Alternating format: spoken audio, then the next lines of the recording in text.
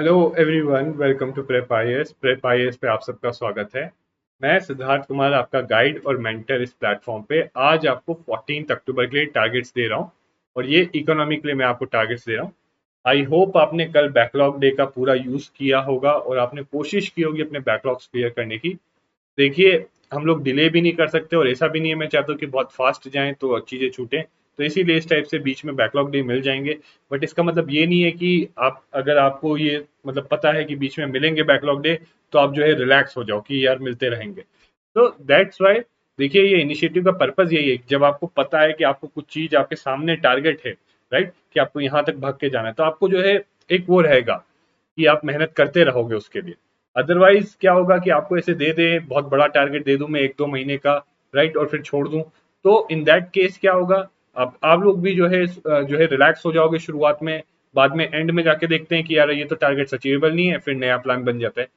तो इसीलिए प्लीज, अगर आप फॉलो कर रहे हो इसको, तो बहुत सिंसियरली और सीरियसली फॉलो करिए एंड ट्रस्ट में बहुत फायदा होगा अगर आप इसको सिंसियरली और सीरियसली फॉलो करते हो। तो चलिए शुरुआत करते हैं। So do watch PYQ series of economics, ठीक है। और कोशिश करिए, अब जो आप इकोनॉमिक्स में देख रहे हैं इसको कोशिश करिए आप पूरा कवर करने की और अलाइन करने की कोशिश करिए इसको, कि जो है आप जो सब्जेक्ट जितना पढ़ लिया है, क्या आप उससे चीजों को रिलेट कर पा रहे हैं या नहीं कर पा रहे, ठीक है। पहली चीज तो ये। अब पहला टारगेट इंडियन इकोनॉमी का जो आपको है, वो आपका आप जो है एनसीईआरटी 12th की जो है आपकी मैक्रो इकोनॉमी की, उसमें ये है आपका चैप्टर 5। देखो, एक चीज मैं आपको बताना चाहता हूँ।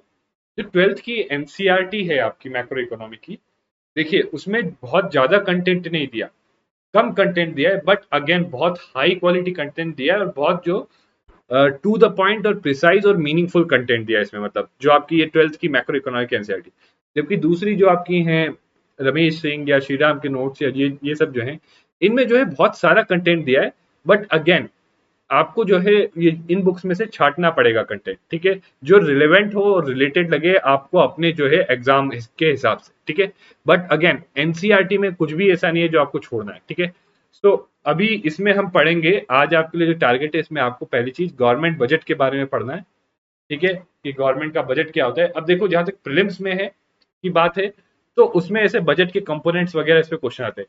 मेंस में भी टॉपिक है आपका जीएस 3 में गवर्नमेंट बजटिंग, बट कम और टाइप्स ऑफ बजट, बट कभी उस पे आया नहीं है। हमेशा क्वेश्चन किस चीज पे है, कि जो रीसेंट बजट रहा है, इसलिए 2022 के लिए जो है 2022 का बजट और इकोनॉमिक सर्वे वो ज्यादा रिलेवेंट रहेगा, ठीक है। एंड अगेन एक और चीज मैं बताना चाहता हूँ, अभी जो हम कर रहे हैं, हम पहले सारे कॉन्सेप्ट्स क्लियर कर रहे हैं। ये आप देख रहे हो, ये सब जो है हम कॉन्सेप्ट्स पढ़ पढ़ के क्लियर कर रहे हैं, ठीक है। बाद में जब हम इंडियन इकोनॉमी के बारे में पढ़ेंगे कि कैसे इंडियन इकोनॉमी, उसके क्या इश्यूज प्रॉब्लम्स हैं, तब इन कॉन्सेप्ट्स का एप्लीकेशन होगा वहां पे, ठीक है। सो पहले कॉन्सेप्चुअल अंडरस्टैंडिंग बिल्ड कर रहे हैं और फिर बाद में जब इंडियन इकोनॉमी उससे रिलेटेड इश्यूज के बारे में पढ़ेंगे तो इन कॉन्सेप्ट्स का एप्लीकेशन होगा, ठीक है। सो आपको पढ़ना है चैप्टर 5। देखिए, आराम से पढ़िए, but again I am focusing on conceptual clarity. और अगर आपको टेस्ट करना हो, if you have to test yourself, कि आपको कोई चीज आपने पढ़ी और आपको समझ में आ गई, अगर आपको अपने आप को टेस्ट करना हो, कैसे करो, तो ट्राई दिस थिंग, कि ट्राई टू एक्सप्लेन इट और right it in your own words. या तो आप उसको किसी को एक्सप्लेन करने की कोशिश करो, या तो खुद से अपने खुद के वर्ड्स में उसको जो है ब्रीफ में लिखने की कोशिश करो। तो इस तरीके से आपको समझ में आएगा कि ये कॉन्सेप्ट क्या आपको सही में जो है आया है, जो अंडरस्टैंडिंग हुई है या नहीं हुई, ठीक है। तो पहली चीज तो government budget and economy, and the economy, काफी छोटा लग रहा है चैप्टर, बट प्लीज बहुत ध्यान से पढ़ना है इसको। अब इसी से रिलेटेड जो है चैप्टर्स जो आपके रमेश सिंह और उसमें जो है आपके ये श्रीराम के नोट्स में आपके फिस्कल सिस्टम वाला चैप्टर हो जाता है इससे रिलेटेड, ठीक है। तो पहले उसको खत्म करना है, फिर इसको करना है। इसी तरीके से इसमें आपके दो चैप्टर हो जाते हैं, पब्लिक फाइनेंस इन इंडिया और टैक्स स्ट्रक्चर इन इंडिया। हालांकि इसमें श्रीराम में भी टैक्स, पहले फिस्कल सिस्टम पढ़ना फिर टैक्स वाला आएगा। इसमें भी पहले पब्लिक फाइनेंस पढ़ोगे फिर टैक्स वाला आएगा, ठीक है। श्रीराम में भी टैक्सेशन सिस्टम पे एक अलग जो है बना के आपको दे रखा है, ठीक है। बट अगेन अभी सबसे पहले आपको क्या करना है, पहले ये 5th चैप्टर पढ़ना है, फिर आपको ये जो पब्लिक फाइनेंस वाला चैप्टर पढ़ना है। इसमें आप सेम ज्यादातर चीजें जो है उधर पढ़ोगे, सेम चीजें यहाँ पे पढ़ोगे, बट यहाँ थोड़ा ज्यादा डेप्थ होगा, थोड़ी चीजों को अप्लाई करके बताया गया होगा, ठीक है। बट कई चीजें जो है अननेसेसरी भी होगी, जैसे कट मोशंस। ना ये कुछ चीजें जो आप पॉलिटी में पढ़ते हो, ठीक है। ट्राइलेमास पढ़ के समझ लेना, ठीक है। डीबीटी, डायरेक्ट बेनिफिट ट्रांसफर, ठीक है। चेंज इन फिस्कल ईयर, तो ये सब चीजें जो थोड़ी एप्लीकेशन बेस्ड है, जो रिसेंट डेवलपमेंट्स है, वो भी यहाँ पे इंक्लूडेड है, ठीक है। तो 5th चैप्टर पढ़ना है, और यहाँ पे आई एम होपिंग कि आप जो है यहाँ तक तो कवर कर सकते हो, या फिस्कल कंसोलिडेशन वाले पार्ट तक, ठीक है। क्योंकि सब बजट से रिलेटेड है, तो फिस्कल कंसोलिडेशन वाले पार्ट तक जो है आप कवर कर सकते हो। उसके बाद जो ZBB, output outcome, types of budget, ये सब अलग अलग चीजें आ जाती है, ठीक है। तो ये जो है आपका टारगेट है। अगर जो लोग इधर रमेश सिंह फॉलो कर रहे हैं, तो उनके लिए भी ये वाला चैप्टर उनको पढ़ना है, ठीक है। हो सकता है कुछ चीजें जो है एक्सटर्नल डेट मैनेजमेंट आपको अभी समझना है, रीड इट, कोई बात नहीं। जब आप दोबारा जब इंडिया का एक्सटर्नल सेक्टर के बारे में पढ़ोगे, राइट, तब आपको ये चीजें समझ में आ जाएगी। क्योंकि देखिए, अगला चैप्टर है ओपन इकोनॉमी मैक्रो इकोनॉमिक, जिसमें BOP, फॉरेन एक्सचेंज मैनेजमेंट आता है। तो कहीं ना कहीं ये जो एक्सटर्नल डेट, NRI बॉन्ड्स वगैरह, इनको पढ़ने और समझने के लिए जो है आपको फॉरेन सेक्टर के बारे में पता होना चाहिए, ठीक है। तो अगेन जो लोग ये फॉलो कर रहे हैं, तो उनको जो है इतना पोर्शन पढ़ना है, ठीक है। नाउ आई नो आप लोगों को लग रहा होगा मुश्किल, तो अगेन थोड़ा थोड़ा करके पढ़ते रहिए, जितना आप कवर कर सकते हैं करिए, ठीक है। बट स्टिल इतना तो टारगेट आप कर ही सकते हो। देखो कितने पेज है यहाँ, यहाँ मैंने आपको दिए हैं 5 पेज, ठीक है। और ये भी ज्यादा नहीं होगा, और ये भी इतना ज्यादा नहीं होगा, आपको बस चीजें समझनी है, ठीक है। अगला है करंट अफेयर्स, ठीक है।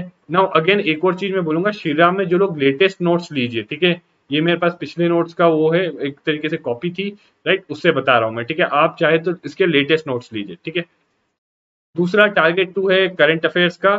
सो करंट अफेयर्स में DNA जरूर देखना है, DNA, ठीक है।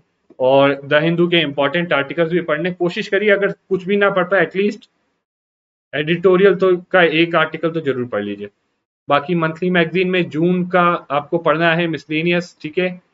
जून जून में जो भी आपका सारा मिसलेनियस आइटम्स आते हैं वो पढ़ना है आपको। और उसके बाद आपको जो MCQs हमारी YT कम्युनिटी में देते हैं करंट अफेयर्स के लिए, वो भी करते रह सकते हो या ना हो वो तो अलग बात है। बट अगेन अटेम्प्ट करिए, कुछ नहीं होगा तो आपकी एक तरीके से नॉलेज का इनहेंसमेंट ही होगा, ठीक है। बाकी basic reminder, previous year question please खुद से देखना, ओके। इकोनॉमी के लिए, बहुत प्रीलिम्स और मेंस के लिए, और जो भी पढ़ो उसको सिलेबस से जरूर रिलेट करना, ठीक है। और optional subject do give 1 hour, ठीक है, 1 घंटा और दीजिए। और मैंने देखा था कमेंट्स में कई लोगों ने कहा कि अराउंड 30 to 40% कवर कर लिया है। So that's a very good thing. अगर आपने 30 to 40% कवर कर लिया, you are on the right track. ऐसे ही लगे रहो, ऐसे ही बने रहो। बट यहाँ भी ऑप्शनल में भी एक चीज जरूर ध्यान रखना कि अंडरस्टैंडिंग होनी चाहिए। आप लोग, कई लोग सोचते हैं कि यार अभी मेरे को मेमोराइज नहीं हो रहा GS में या ऑप्शनल में। देखो, जब रिवाइज करोगे तब मेमोराइजेशन हो जाएगा।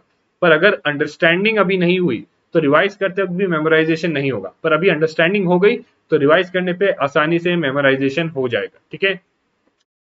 बाकी other suggestions, do try to study 8 hours, 8 घंटा तो यार कोशिश करो, ठीक है। या तो टू टू 2 आवर्स, या 4 4 4 4 इज नॉट ऑप्टिमम, 3 3 2 कर सकते हो आप। तो जैसे भी आपको सुटेबल लगे, या कई लोग जो है 1 1.5, जैसे भी आपको सुटेबल लगे, कॉम्बिनेशन करके try to study 8 hours. But हाँ, जो वर्किंग प्रोफेशनल है, please try to aim for at least आप एम करिए 4 to 6 आवर्स के बीच में कुछ आप जो है अचीव कर सके। मॉर्निंग में 2 2.5 आवर्स, इवनिंग में 2 2.5 आवर्स, ठीक है। बाकी कई चीजें जो है आप जो है ट्रेन में जो है ट्रैवल करते वक्त कर सकते हो, राइट। आप जैसे कहीं भी ट्रैवल कर रहे हो, गाड़ी में, ट्रेन में, राइट, मेट्रो में या कहीं भी, तो वहां पे ट्रैवल करते वक्त काफी चीजें जो करंट अफेयर्स की आप पढ़ सकते हो। Lastly, do mention your progress in the comments, please. अपना जो भी प्रोग्रेस है, सी आई एम सीइंग बहुत कम लोग जो है अपना प्रोग्रेस कमेंट्स में मेंशन कर रहे हैं। Please do mention it, trust me, ये मेरे लिए नहीं, ये आपके लिए भी इंपॉर्टेंट है, राइट। जब आप अपना प्रोग्रेस खुद से लिखोगे कमेंट्स में, यू विल रियलाइज कि यू आर लैकिंग और you are on the right track, ठीक है। एंड कोई भी doubt, query, ask us in the comments, mail us to studyforupsc@prep.in। Google doubt form जो है डिस्क्रिप्शन दिया है, उसमें आप डाउट्स पूछ सकते हैं, ठीक है। और ये जो PDF है, ये आपको डिस्क्रिप्शन में मिल जाएगी। So guys, this is it for today. Thank you very much and see you again next time.